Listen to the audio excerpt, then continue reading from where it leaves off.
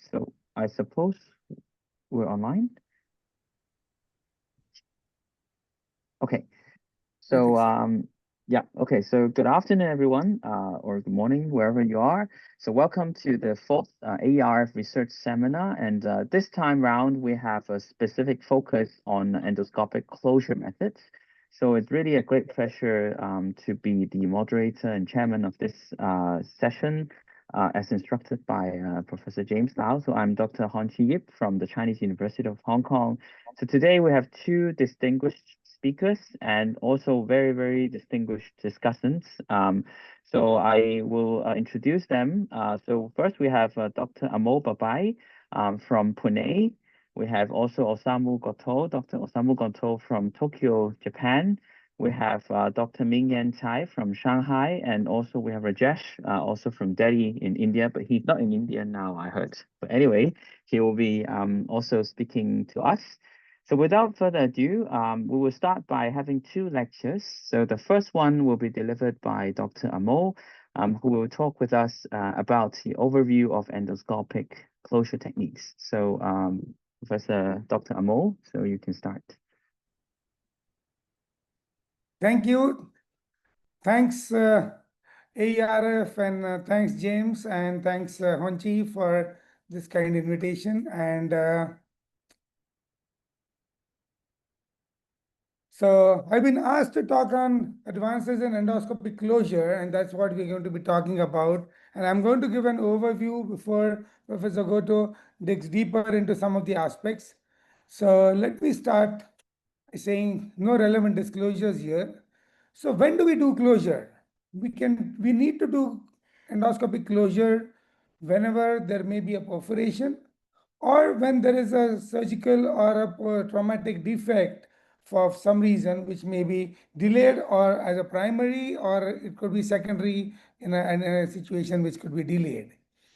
So these are some of the common situations when we have perforations like post-surgical or endoscopic instrumentation or related to endoscopic therapy, particularly because of increasing possibilities of EMR and ESD and third space endoscopic procedures that are being performed.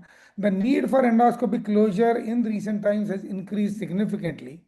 At the same time, we also need to understand that this perforations can also be disease related because of ulcers and cancers, or impacted foreign bodies, spontaneous like Boravs and things like that, or intentional like, for third space endoscopic procedures like POEM or notes. So whenever we have a defect, the defect could either be mucosal or it could be full thickness, and it depends on what the nature of the defect, how we actually decide to close it. And when we talk about the closure of defects or perforations, we have a multitude of clips. We're using with very simple clips, the through the scope clips, or we have specialized clips, all the through the scope clips, or when we have over the scope clips. We also have endoscopic sutures, and then we have stents, or we also have vacuum therapies and other ancillary therapies as well. So to give you an overview of all these modalities, if we were to classify these techniques into through the scope clips, we may have either standard clips where we have the Olympus clip or the resolution clip from Boston Scientific, or the Microtech, the Shure clip from Microtech. The reason why I'm putting these company names is basically because each clip has its own advantages. At the same time, it has its own limitations as well. So there's no perfect device which is available for every situation. Then we also have some specialized clips like the Mantis or the dual action clip, which have actually anchor prongs, or which has a dual action clip which actually approximates tissue in a much better way. Then we have the over-the-scope clips, which comes from 3 companies now, and then we have suture-based closure devices. The Overstitch from Boston Scientific was the first one, and then we have the X-Tac, and then we also have the Sutuart from Olympus, which Professor Goto is going to be talking about more. And then we use, our Japanese colleagues have used a lot of combination methods, and these are very innovative methods, and they were started at times when only through the scope clips were available. but they are very innovative and they're still very practical to use even in current situations where we can use a combination of clip and line, clip and loop, clip and snare, or even the reopenable clip and line and method, the roll method. And then we of course have secondary methods which are predominantly used for chronic fistulae. They are not for acute perforations where we use endoscopic vacuum therapy. We can use some kinds of stents. We can use fistula plugs or biodegradable materials and things like that. So that's basically it. In general, if we were to look at the tensile strength of closure devices, we should understand that the through-the-scope clips are the weakest, and the suturing, hand-sewn suturing, is probably the strongest, and that's how it goes. So I'm going to run a few videos, and some of these videos are going to be through the scope. So the through-the-scope clip typically is for, for defects which are small defects which occur while while you're passing the endoscope somewhere, and that is how it happens. So this was a duodenoscopy related perforation. We can see that there was a perforation on the medial wall of the duodenum. The edges are quite close to each other. So what we can do is we can use a transparent cap because that gives us better visibility, and then we can use through the scope clips, several through the scope clips, multiple, and like a zipper closure, we can close this defect. What is important to understand is we need to avoid tension on these edges, and we should use optimal suction to bring the edges together. Very often after an EMR or an ESD, we will have this kind of a defect if there is a muscle injury, and then this can be closed in a linear fashion using these clips. It is important for us to have mucosa to mucosa opposition, and that is very important. And for that, the clips, very often these clips need to be rotated. And although many of these clips are rotatable, the rotatability properties are different for many of the device companies. So one has to be familiar with each one of them. And you also need a good assistant to rotate these clips if the need be. And make sure you grab on the tissue, then you close, and then only once you are sure 100%, then you can fire the clip, because otherwise repositioning after a fired clip can be more difficult, and then you have to retrieve the clip, which becomes unnecessarily a problem. So this is after an EMR defect over here, and also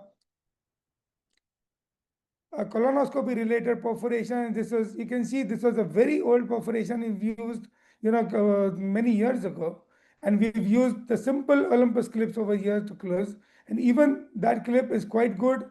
If we use a good closure technique and a zipper closure technique, we can get a good defect closure. Even long linear defects like this one can be closed using through the scope clips. Some of these clips, videos are not designed for this talk, so I'm going to run through some of these videos. Otherwise, we would go over an hour to discuss this. But we can see that even a long linear perforation can be closed very effectively in a zipper method. That way, we can do that. What is important whenever we have a defect like this in the colon during a polypectomy or an EMR, patient can suddenly develop a significant capnoperitoneum or pneumoperitoneum, and it is important to decompress. Two things happen because of decompression. One is that we need to, the patient will be hemodynamically more stable, and also the bowel will distend much better so that we can get a good visualization for the closure. So that is very important. Again, mucosa to mucosa closure is the most important thing. So how do we do mucosa to mucosa closure? We can grab onto one side, pull on the other side, and then grab the mucosa, and we can close this. And once we have that, we can add a little bit of a bite of the muscle to remove the dead space in between. That is how we can do that. So these are some of the basic principles when we are using TTS clips. And overt muscle injury always requires a robust, secure closure. And when we are looking at only mucosal closure, try to approximate only the edges. And mucosal edges, we need to remember that they retract after resection, and the defect is much larger than the lesion. But the mucosa slides very easily, so white defect can be approximated very easily using TTS clips very often. So that we can do. But in general, bringing the mucosal edges together can be the challenging part, and especially for larger mucosal defects, and that is where we have the special clips. So this is the Mantis clip from Boston Scientific, which has the inward turning anchor prongs over like this, which hang on to the tissue. Or we have the dual action of the DAT clip from Macrotech, which is actually two clips rolled into one. So there is a central arm and we have two clips and which can be fired simultaneously and they can be grabbed and then we can do that. So this is how a full thickness resection in the duodenum, and this is how this was a wide defect, and then we are using a dual action clip over here. So we are grabbing onto one side and now we are going onto the other side, and the other edge we are grabbing onto the other edge, and once both the edges are brought together, then both the clips can be fired in one place, and once the edges are brought together, then we can use additional regular clips to further reinforce this closure. Alternatively, we have the over-the-scope clips, which was started by the Ovesco company in Germany. So this is a bear claw type of a clip, which has a high elasticity. It is made from nitinol. It is a very highly elastic with a very strong closure force. And it is used as a over-the-scope clip, like with a tripwire mechanism, very similar to the varicose ligation. So this is a perforation again in the duodenum, which we are actually closing using the Ovesco clip. Now there are two more clips which are available with the same design, the padlock and from Steris and the star clip from Microtech. All these clips give us a very secure closure up to 2 centimeters, 2 to 3 centimeters in size, and that is how we can get that. We have you can use a twin grasper like this to bring the defect within the distal cartridge of this clip and then fire, so that it gives us a more robust closure, and then we can use this thing. This technique can be used for a closure followed by a resect technique or a non-exposure full thickness resection technique, which probably can be discussed at a. Similarly, this was a full thickness defect resection in the stomach, and once the lesion was resected, we had a muscle defect over here. So we used a padlock clip.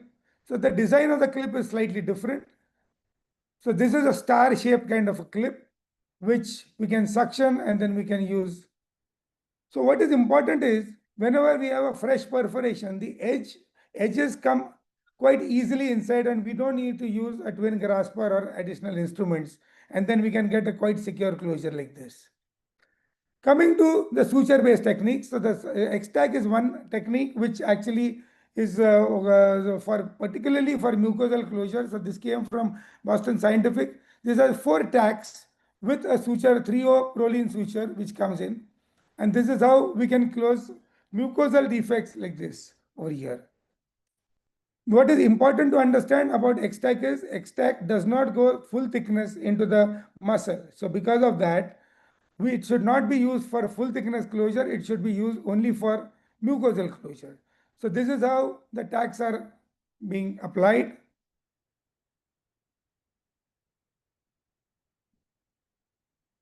And we fire the tacks.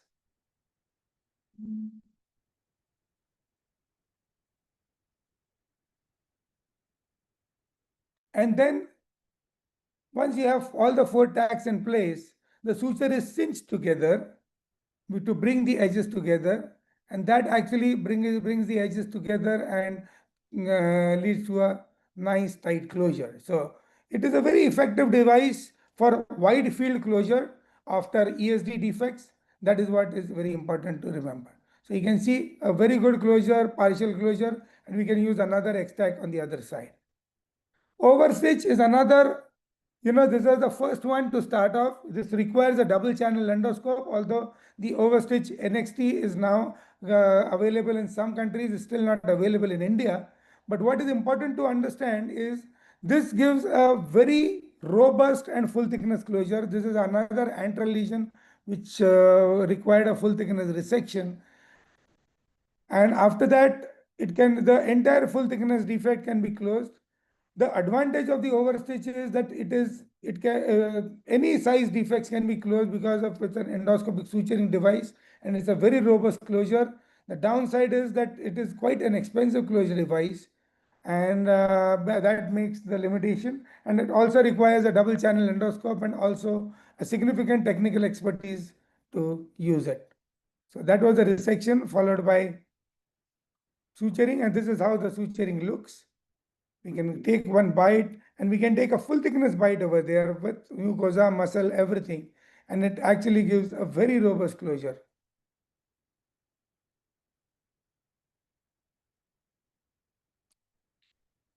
This is the endoscopic hand suturing, which was introduced by Olympus recently. And I'm going to skip this video because Professor Goto is going to be discussing that.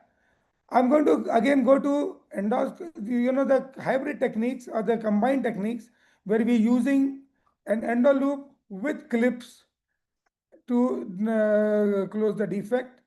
So this is we can use a detachable endo loop. So now this is again a full thickness resection in the fundus. And we have a wide defect. We can see the spleen down there.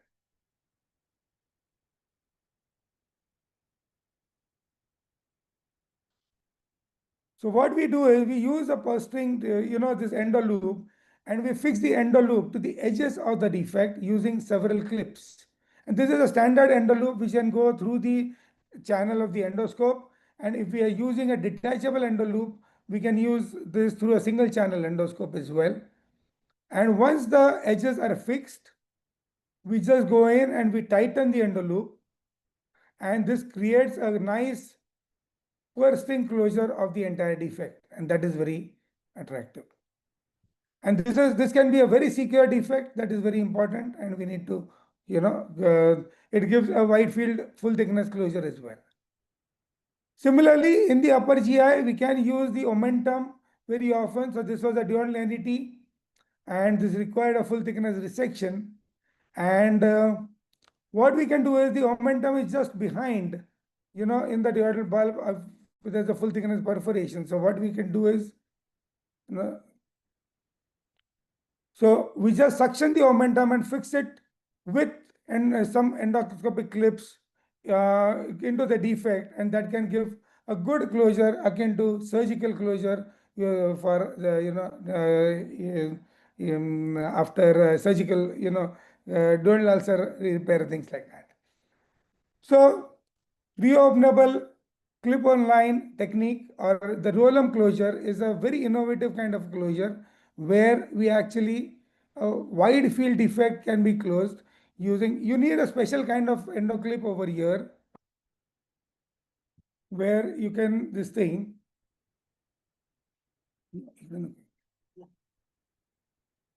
So what can happen is we use the suture and a clip which is the microtech clip, which has a fenestration. So we pass a nylon loop through the fenestration in the clip, and with that we use this. We tighten this. So the principle is we take the apex, then we fire the clip, and then we tighten the nylon thread because which is outside, and that is how we can go suturing step by step, and we can do that. That is how it can be done. So this is a very innovative type of a closure, and we can use a wide field closure, and we can do that in a much better way. That's how it is. New closure techniques, there are also clip and line techniques where we can use either a snare or a clip, and we can bring the edges together, and then we can get the edges together, and that is how it is. And similarly, we can use also a snare instead of a line, and we can do the same principle instead of so depending on the width of the defect, we can either choose to use a line or a snare or an endo loop, because a snare will be more robust to bring the edges together. An endo loop may be a little bit lesser, and a line is even further less. So that is how it is. So this is what we need to, accordingly, we can choose the defects. And this is another slip knot method which has also been utilized, and that is how that can be used, where we can bring, the apply one clip with a suture, then the second clip goes over that, over the suture, and we fire on the other side, then we tighten, and that way we can get the edges together. Coming to chronic defects, we can use stents. However, the biggest problem with stents is that stents tend to seal off the defects temporarily, but they may not heal. So that is the biggest problem, and that is the reason they're being used less and less frequently. Endoscopic vacuum therapy is one another very innovative technique. It has come from surgical techniques again, where we have chronic defects and chronic fistulae, and this is how it looks. Now this is a patient with a Borov syndrome with a chest tube over here, and gradually we can place vacuum therapy, and step by step we can we place, these are customized, and we place a nasogastric tube which is fixed, with this foam, and the fenestrations on the nasogastric tube are closed using the foam, so that a continuous suction is established, and this can be passed into the cavity, and we apply suction. The typical amount of suction that is used is around 120 to 180 millimeters of mercury, and the vac needs to be exchanged every 3 to 5 days, and gradually the cavity will granulate and collapse and close, and over a period of 6 to 8 weeks, maybe 4 weeks, 6 weeks, depending on the size of the cavity, things can, it can gradually be closed. That is what is important. So in general, these are some of the measures, general principles. If there is a gastric perforation, if it's an early diagnosis, we can use endoclips. If there's a large defect, OTSC or endoscopic loops and clips, or if there's a failure, then of course surgery is required. If it's a delayed diagnosis, if the CT shows normal findings, patient can still be conserved, but otherwise patient needs surgical management.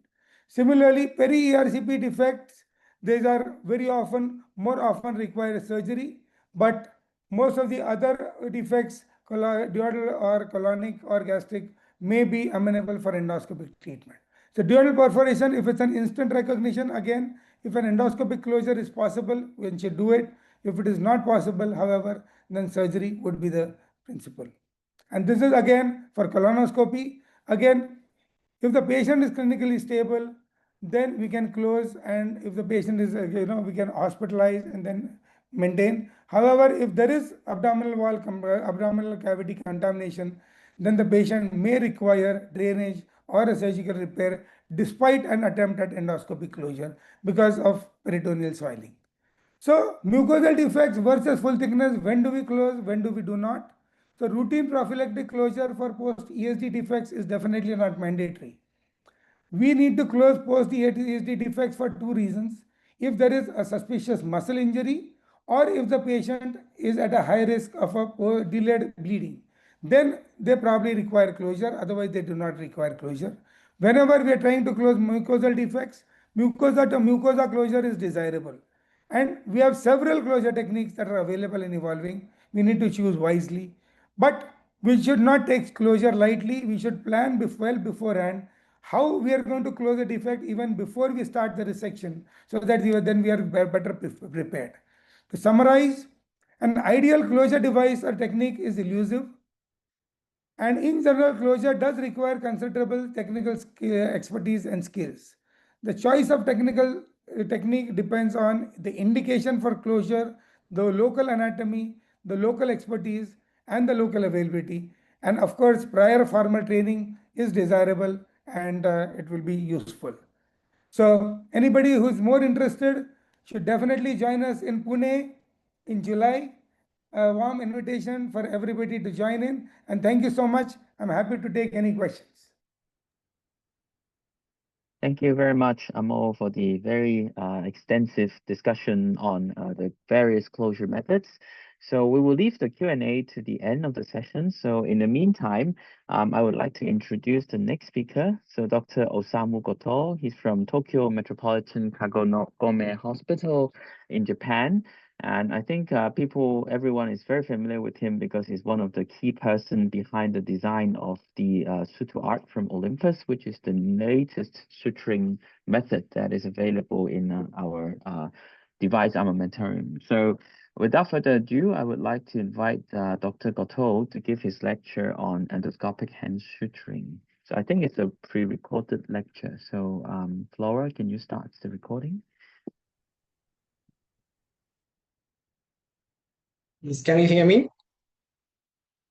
So thank you Yes. for having me. So it's a great honor to be here as a presenter. So I prepare the video presentation on behalf of live presentation. So please enjoy it.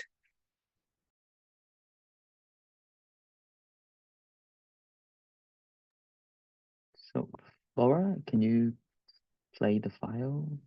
Could you give me a video? Yes, sorry. Thank you. Yes, please.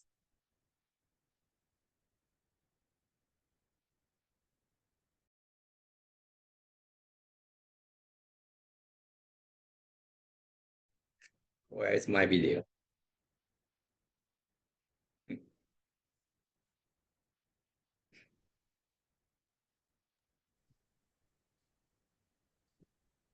People want you should speak. Okay. We don't hear any sound. There should be sound.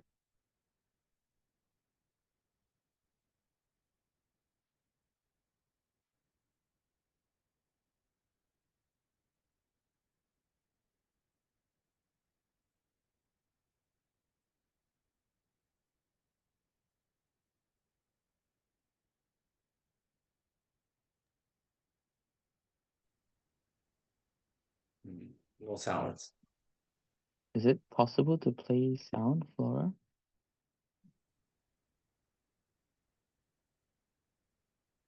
I think when she shares, Flora, when you share, there is an option that play audio. Then you need to click on that, then the audio will play.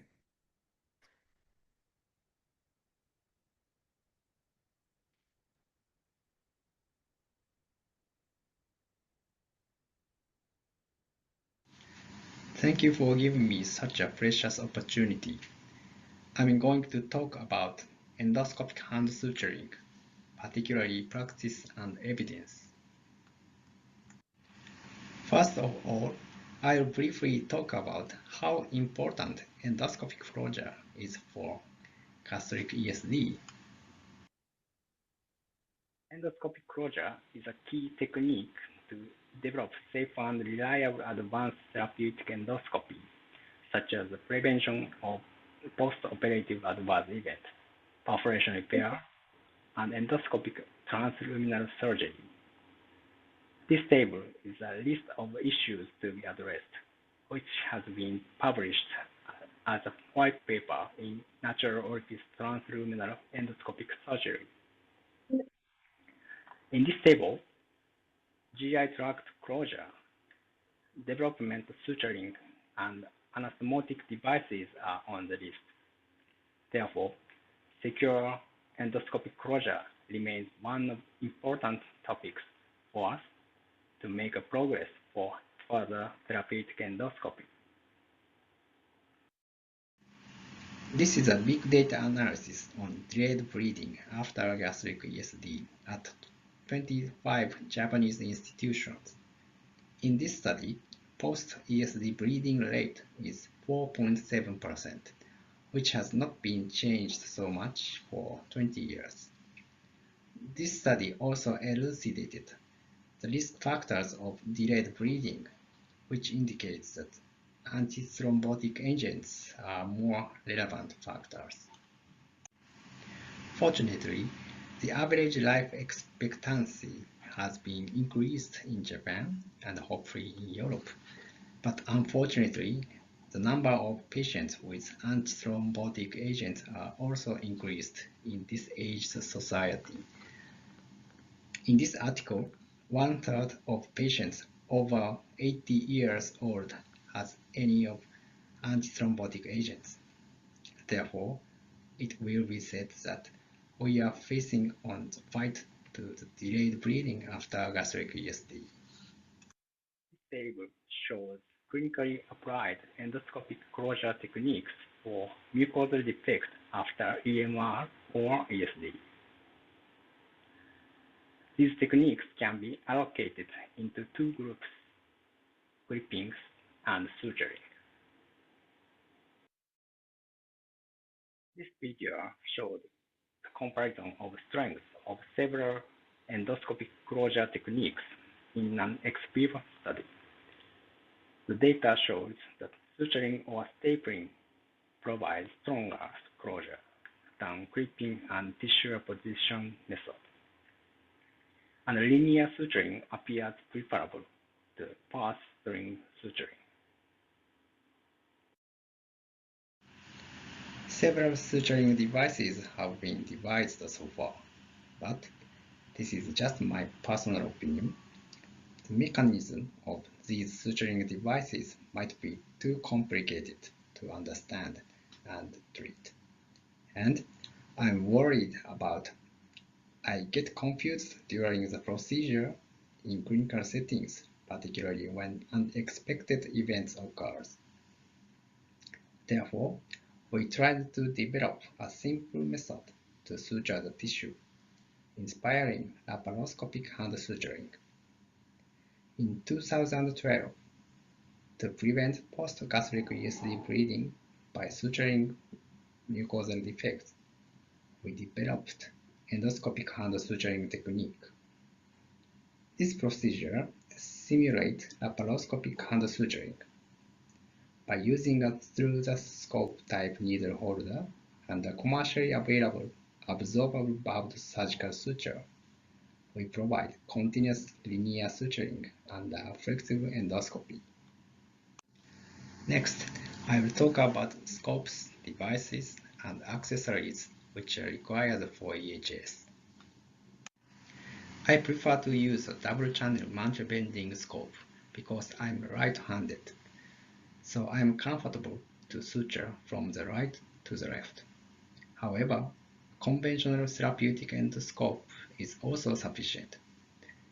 A working channel is at 7 o'clock on this scope.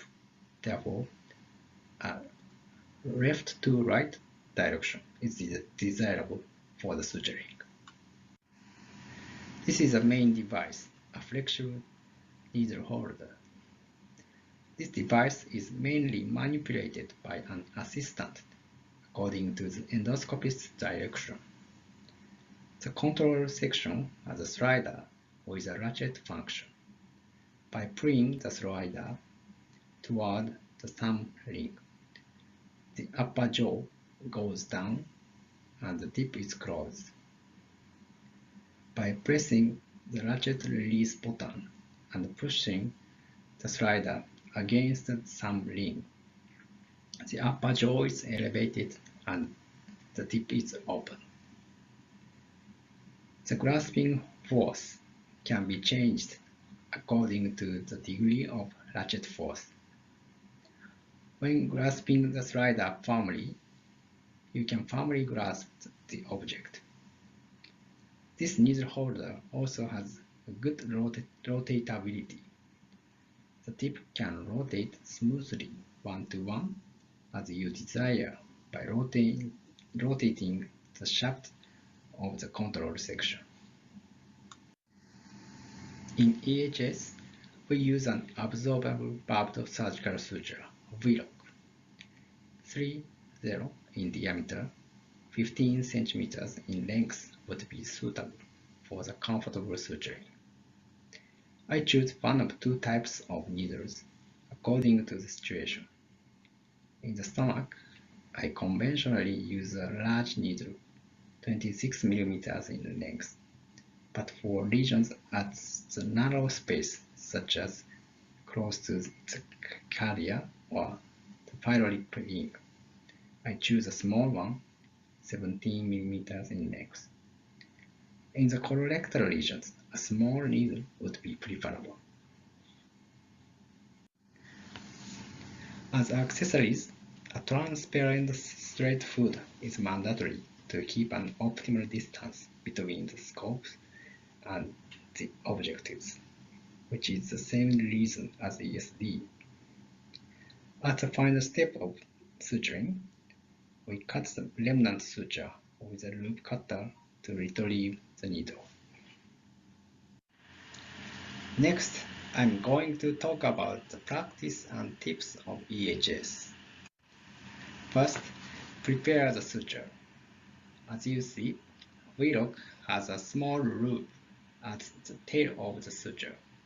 After the first stitch, the suture is tightly placed at the start point of the suturing by passing the needle through this small loop and pulling the suture. However, it is sometimes difficult to do it in the tract. Therefore, we usually create a large loop in advance by passing the needle through the small loop by hand outside the body. By preparing this large loop beforehand, passing the needle through this loop after the first stitch and placing the suture becomes easy. In delivering the suture into the tract, grasp the suture part at 5 to 10 mm from the tail of the needle. It is quite important not to injure the tissue in delivering the needle. After confirming that the needle is properly moved, gently insert the endoscope through the overtube. Before grasping the needle, make sure that the needle and the suture is completely dropped into the stomach. And if needed, change the point of the needle to the desired direction for suturing. If you want to suture from right to left, the point of the needle should be towards the left. Grasp the needle perpendicularly at half to 1/3 from the tail of the needle. To raise the needle point, loosen the grasping and gently press the needle body against the wall. By doing this, the wall pushes the point and the tail of the needle, and it turns up. Regarding the direction of suturing, a principle is to suture the tissue from the distal side to the proximal side. If you will suture the mucosa in a forward view, you should start the suturing from the anal side. In contrast, if you are ready to suture in a retroflex view, the start point should be at the oral side. Based on this principle, you can avoid the interference by the suture. We have to pay great attention to bites and pitches during the suturing. Short bites or large pitches fails to maintain the closure. Over 8 mm of bites and 5 to 7 mm of pitches are recommended for successful suturing. Have the first stitch at the start point and pull the suture until the loop at the tail of the suture is sufficiently close to the suturing site. Pass the needles through the loop and pull the suture to tighten the knot. You feel easy to place the suture if you pass the needle holder through the loop, grasp the suture close to the needle tail, and pass the needle body through the loop by pulling the needle holder. During the continuous suturing, the tip is not to completely free the needle, because regrasping the needle is one of the most difficult steps in EHS. Therefore, in tightening the tissue by pulling the suture, the needle is always placed in the tissue somewhere. Another tip is not to tighten the tissue which are sutured just before. If you tighten the tissue just after the last stitch, next puncture of the tissue becomes difficult due to the inversion of the mucosal limbs. After complete closure, put one additional stitch in the opposite direction to the suturing direction for locking the suture. By using the loop cutter, cut the remnant suture at 5 mm above the mucosa. Finally, gently retrieve the needle by grasping the suture point. Enjoy suturing! In this lecture, I'm going to show the current evidences of EHS. I hit on an idea of EHS in 2012. At that time, I was dedicated to laparoscopic and endoscopic cooperative surgery for the treatment of gastric subepithelial tumors, in which I saw laparoscopic hand suturing in many times. Then, I tried to suture the gastric tissue endoscopically. In ex vivo porcine models, I managed to perform hand suturing in the stomach and demonstrated that the closure force was stronger in EHS than in clipping with or without a looping technique. After the preclinical in vivo experiment, we conducted the first clinical trials with small number of patients to evaluate the feasibility of this technique in the mucosal defect after gastric ESD. In this study, EHS was successfully completed in all 8 patients, but we also realized that a short and superficial suturing caused reopening of the defect. In our experience so far, more than 8 mm of the bites must be necessary to maintain the mucosal closure. Subsequently, we performed a multi-center study in 30 patients, half of which had antithrombotic agent without cessation. Both the completeness and the closure maintenance rate were favorable. 3 patients of postoperative bleeding included 2 with insufficient closure and 1 in the remnant stomach. Accordingly, there are no post-ESD bleeding in 24 patients with a surgery-naive stomach who had sustained closure. Based on this pilot study, we are conducting the multi-center phase 2 study to investigate the usefulness of EHS for the prevention of post-gastric ESD bleeding in patients under continuous administration of antithrombotic agents. In parallel with the multi-center phase 1 study, a single-center phase 2 study was started in Keio University before moving to the current institution. In this study, we recruited 20 patients and performed EHS after gastric ESD under continuation of antithrombotic agents.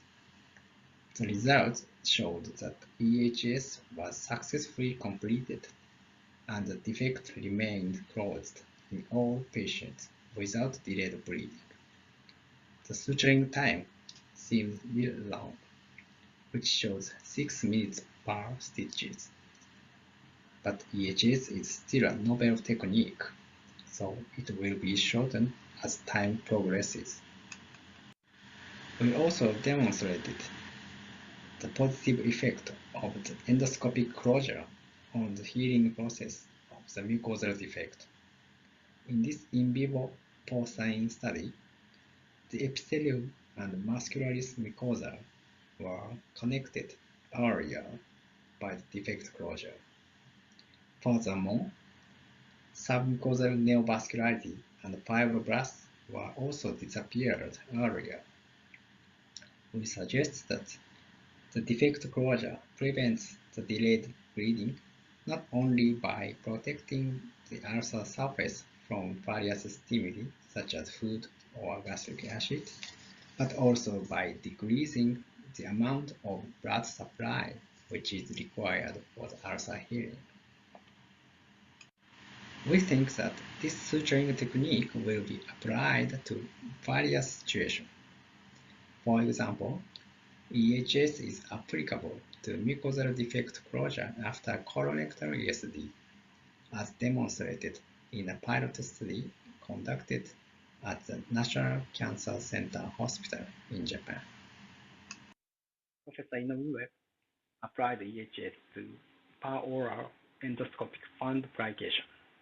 In this technique, EHS is extraluminally performed to wrap the fundus around the esophagogastric junction. This will be also a successful case of pure nodes. EHS will be useful to provide an intraluminal traction in ESD. The in vivo animal study demonstrated that the flexible traction method by EHS saved the procedure time in the ESD for regions located on the gravity side. In ex vivo rectal models, to reinforce rectal anastomosis and prevent postoperative leakage, we tried a nodule suturing method with extracorporeal ligation as an alternative method to continuous suturing. In this novel suturing method, we can suture the rectal tissue and create a knot transanally without risk of stricture. By using this method, we successfully completed EFDR for rectal cancer involved in an anastomotic line, which was considered difficult to remove by ESD. In this case, we sutured the muscle layers by a nodule suturing method with extracorporeal ligation after full-thickness resection. Recently, we tried to apply EHS to gastric EFDR. As you can see, we nicely closed the full-thickness defect by layer-to-layer suturing of muscle layers and mucosal layers, respectively. This is also the similar case. If lesions are located on the lesser curvature, we can avoid free perforation to the abdominal cavity. If we can maintain the good endoscopic view, the full thickness defect can be closed by EHS. 3D endoscopy must be compatible with EHS because we can easily obtain the spatial recognition by using 3D endoscopy. This ex vivo study suggests that 3D endoscopy may contribute to increasing the speed and accuracy of EHS in a short time period, particularly among novice endoscopists. Now we are conducting the multi-center phase 2 study to investigate the usefulness of EHS for the prevention of post-gastric ESD bleeding in patients under continuous administration of antithrombotic agent. As this seminar, we are ready to permeate and generalize this technique worldwide. Investigation of the learning curve is also an issue to be addressed. Further expansion of application in EHS will be desired in the future. Thank you very much for your kind attention.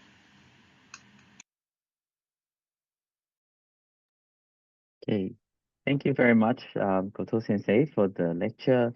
So now we go on to, we have about 10 minutes, so we have some time for a Q&A and also discussion session. So we do have two distinguished discussants here, Dr. Puri and Dr. Mingyan Tai. So maybe we can start off by you two asking some questions to our speakers and see if you have anything that you want to, burning question you want to ask our two speakers. Yeah. Can I ask? Yes. So question to Dr. Amol and Professor Osamu Goto also, because what I know is the defect closure depend upon the size of the defect, will depend upon the organ, means esophagus, rectum, stomach, duodenum. It will depend upon you are closing the mucosal or you are closing the full thickness. And it will also depend upon is it an acute or it is subacute or it is a chronic perforation or defect closure. So except the ESG, I don't see any good article, because most of the time if you see people use what is in their bucket. If perforation happens, you apply the clip or you apply the loop and clip. Like I will say in the last 6 cases, the 2 cases, the king closer was ineffective. I applied before applying, while applying, it was thought that it is nicely applied in the duodenum, but while closing, it was nicely closed. But when you check on the fluoroscopy, you find there is still the leakages there. So which clip to be used for the loop and the clip closer, that is important. Many of the time clip fall between and it prevent the closure of the king closer. So I think we require more robust method. We require more better review article to say that which clip is better in which type of defect, which clip should be used, which method should be used depending upon the availability. Because if I look, Amol and both professor, the through the scope clip appears to be very promising. I have never used it. I have seen the in the videos how complicated it is, but it appears to be I think reasonably okay, because when you apply the loop and clip, you apply so many clips and the cost of the closer also goes very high. We often talk about that Apollo endo switching device is costly, but when you close the big closer defect and you apply 18 to 15 clip, and that also costs a lot much of the money. So I think these points need to be discussed. This is my opinion. And what is a Amol king closer? Often, like out of six, two times I have failed, and both the time patient subjected to surgery.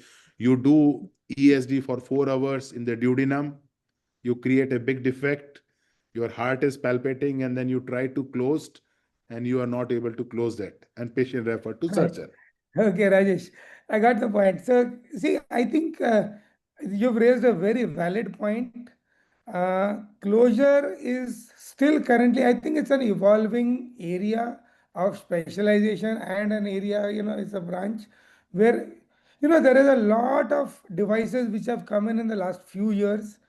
And each one of us, I fully agree, we use what we have in our bucket. And very often it is intuition based what is likely to work in a particular situation rather than evidence based. That is the current way most of us are doing our closure procedures. But we are getting there gradually now with more and more discussions on closure that is happening. We have certain principles that should be followed. So let me tell you in short, wide capacious organs like the stomach or the rectum, closure using, any of these devices, any suture based devices is much easier. Narrow areas like the esophagus or in the duodenum, things are a little bit tight, more challenging. The most important thing in the duodenum is not just narrow, it's also angulated. So in an angulated situation, your king closure doesn't work that well because the endo loop does not take the angle. If you've got a perforation at the angle, at the D1, D2 angle, then very often the king closure is not the best way to do it. We probably need to use something else in that situation. So these are the things, and most of us have learned out of experience, probably one or the other. Maybe Mingyan has an opinion, he has some thoughts, or Onji or Professor Goto, they have some opinions. I would like to tell you that. I guess we can ask Ming Yan. He's from the group that reported the king closure. So I would definitely need your opinion on this. Yeah, can I ask questions first? Yes, of course. So with great interest that I carefully listened to wonderful lectures, and it's surely a state-of-art lecture of endoscopic closure method. And one question to Amal that I know that Rome closure from the Japanese experts are very popular recently, but the one issue that bothering us is like they describe it's a fish line. So do you find any substitute instead of fish line to put in as a substitute? Because it just sometimes we are reluctant to put something unmedical into the lumen. That's one point. If I want to know whether there's a substitute. No, And the other presently haven't found anything. Maybe Mingyan, you and I, we need to start a company where we can manufacture a long Sure. enough nylon suture, which is medical grade, and then we can probably we can do that. Yeah, that's the point that bothers me a little bit. We want to follow, but we don't have any materials that is legal to put into the lumen. That's one point. And the other question goes to Dr. Goto. I think I have a chance Yes. to use it with the suture art. But I start with difficult cases. I use it to suture a fistula in the esophagus. Then I found that the V-lock actually has a very short centimeter, maybe 3 to 4 centimeter smooth area at the very tail of the suture.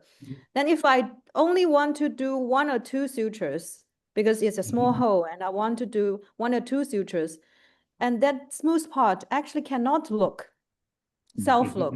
Yeah. So any other like suture materials that actually can figure this out.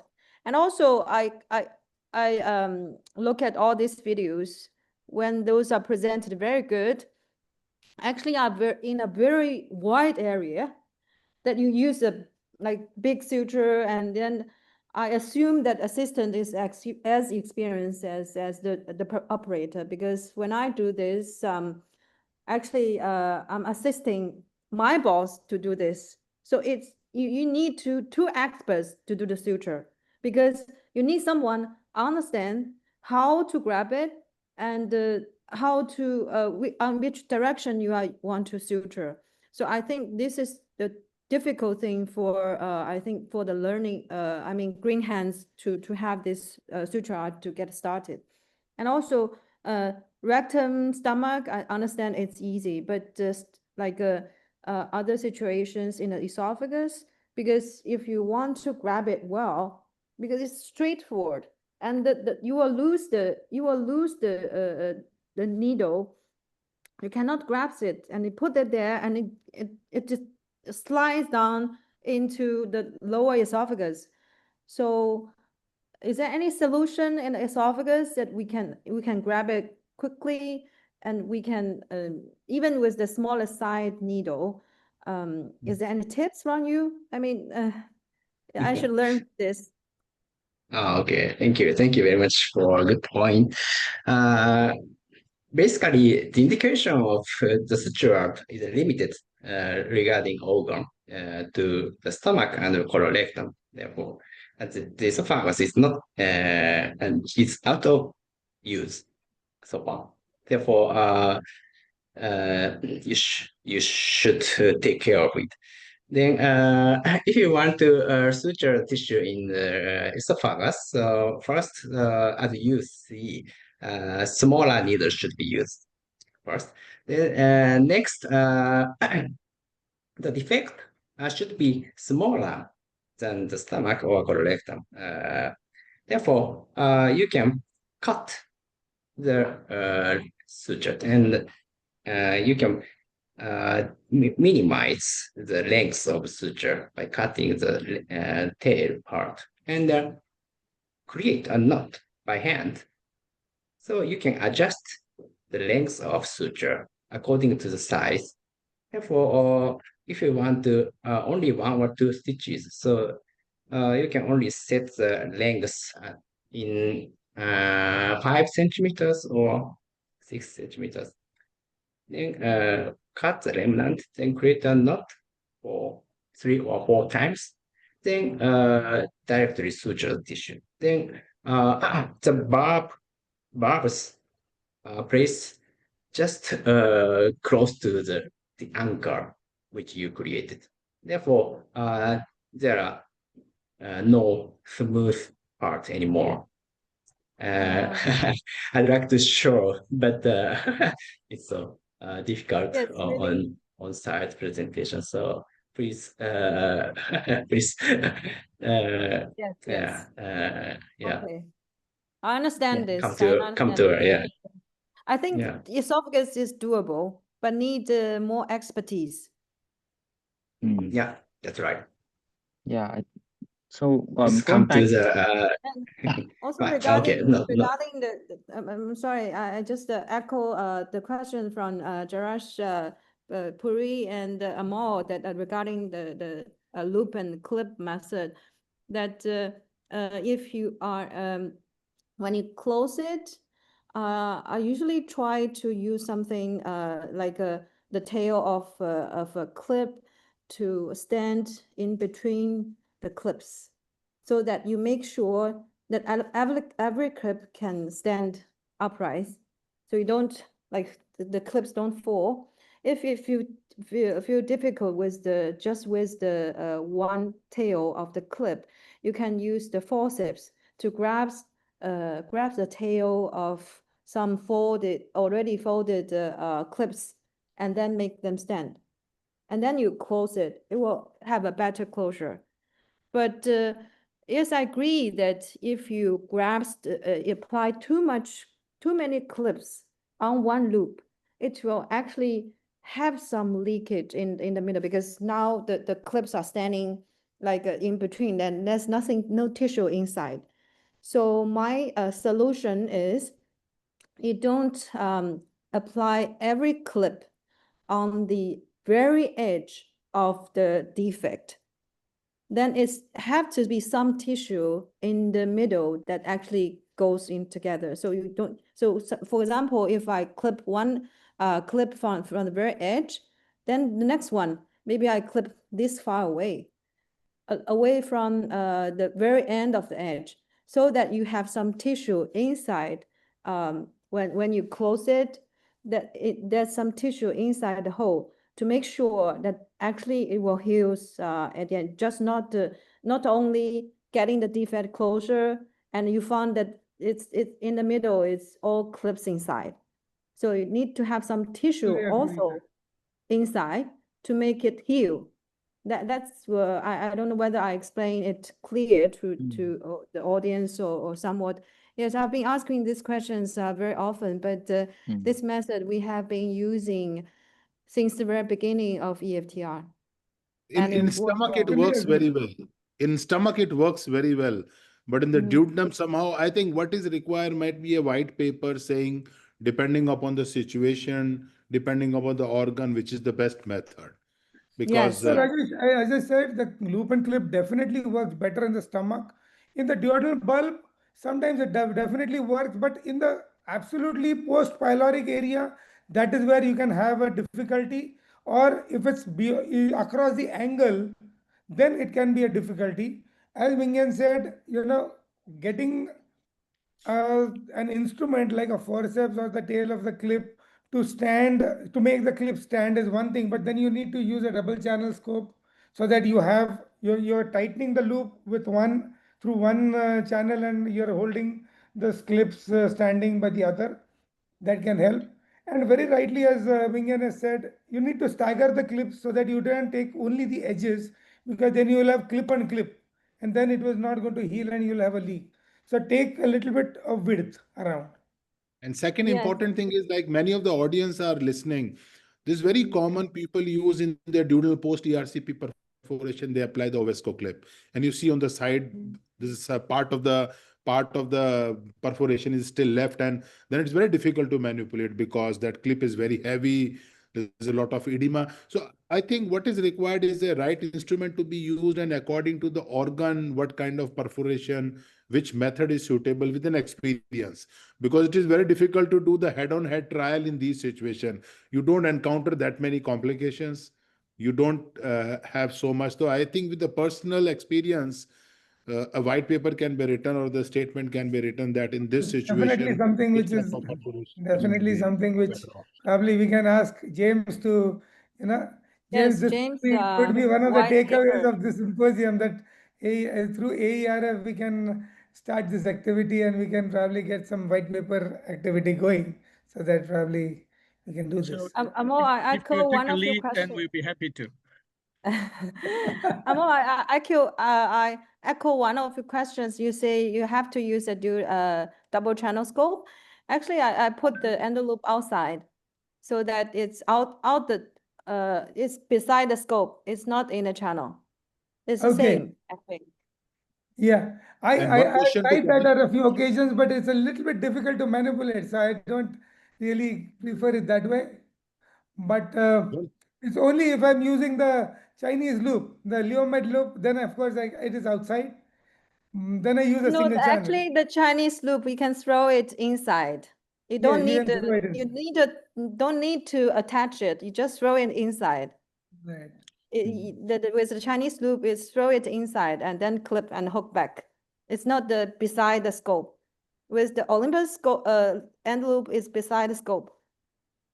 and question to Professor Dr. Osama Kai, Goto. you are hi. Sorry. You are always you're worrying about artificial materials, so fish line and too many clips. So I strongly recommend endoscopic hand suturing because I see. if you applying the EHS, so no artificial materials remain in the lumen.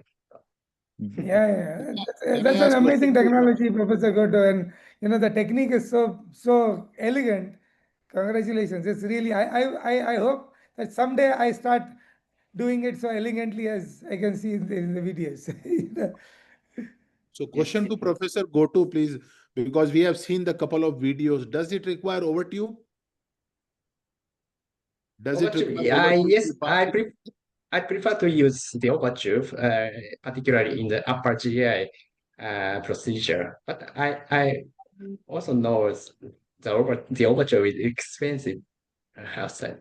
Therefore, you also use a larger cap and a smaller needle.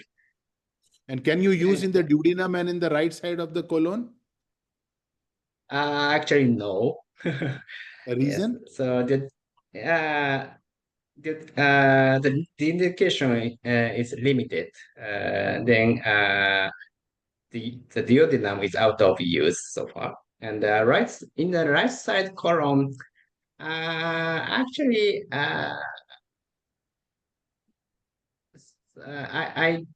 I don't have to use the suture.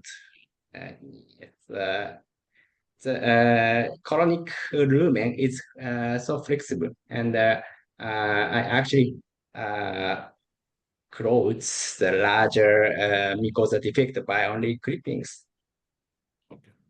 And how difficult to And learn this yeah, procedure? How difficult to learn this sutu hand suturing? How difficult it is to learn?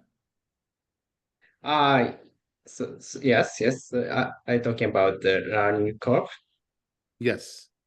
Yes, now uh, we are considering the some clinical uh, studies regarding the running curves.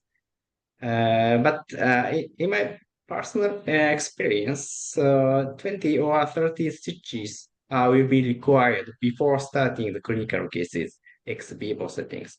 Yes, please train a lot for Is sale. it costly? Is it Rajesh, costly?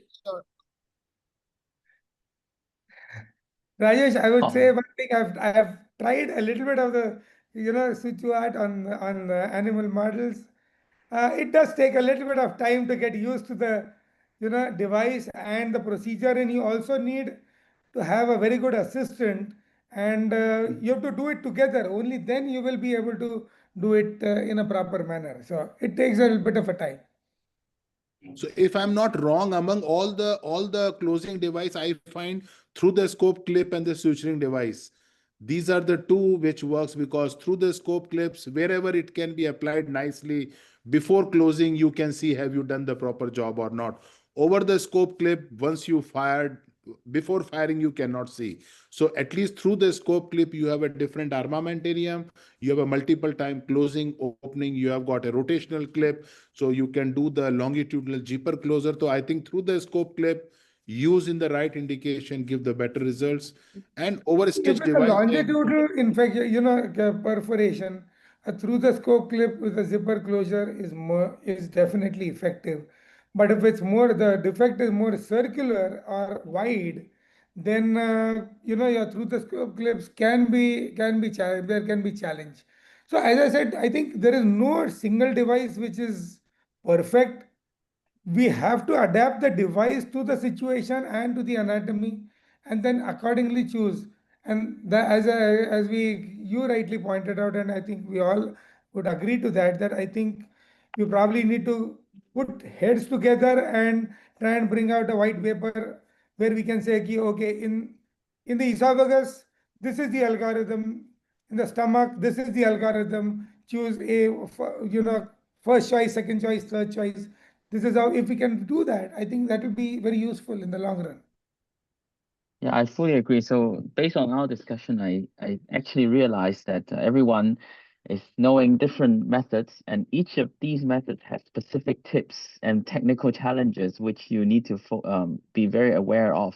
And in fact, that reflects the difficulty in performing your research on particularly this topic about closure, because the application, different indications, the endoscopist experience, the availability of the device, the cost of the device will all affect the ultimate outcome. So on that aspect, I do want to ask Professor James Lau on your vision on how should a research be I think conducted? there will be no. I think that would be it would be very useful, for instance, to have a registry of a certain device, consecutive cases, how you select your cases, prospective registry, and sometimes we fail, and then we can outline the reasons why we fail and the type of lesions, and these cases would fail. I think a prospective collection of data, like a registry type data on endosuturing would be actually be very useful. I think each of the device, of course, has its own limitations, and only data can answer all these questions. That's a very good suggestion. That's a very good idea, I think. It's a very good idea. Yeah. Maybe, James, just to add to that, suppose, meaning I agree that it could be too vast and too wide, but if we could have a registry of all types of closures that everybody is doing and just put all of them together, and also add a field where we ask the endoscopist beforehand, why did you choose A versus B? Right. That Okay. could even give more insights. Sure. I think yes. But I think I was thinking about a registry of endosuture. Right. That would be also that would be also That good. would be good. Yeah. Absolutely. Okay. But I think we've run over time. I think we have to close. Hanchi, would you like to close? Okay, well, you're the better Few person to do remarks? so. Okay, so we've had a wonderful hour, or actually 1 hour and 15 minutes to be exact. And once again, we've had wonderful lectures from Amo and Dr. Goto, sharing with us an overview of closure as well as specifically the EHS to art closure methods. And we've had wonderful discussion from Mingyan and Rajesh as well, and of course, Professor James Lau. So I would like to say we do want to have research together. So hopefully this seminar will stimulate further research, and maybe a registry for suturing is definitely one of the start. Maybe not only suture art, but even including other types of suturing methods. And then we will understand more about the especially the failure cases, probably that will help us to define the specific indications. And with that, I would like to conclude. Thank you very much once again for attending this AERF seminar, and we'll see you the next time in the 5th seminar. So thank you very much. Thank you. I might Thank you. just add that Bye-bye. if you have bright ideas, please submit to the research forum. Then we can put it into some form of research protocol. Thank Okay. you. Thank Thank you. you. Thank Bye you. bye. Have a good day. Bye. Have a good day. Bye.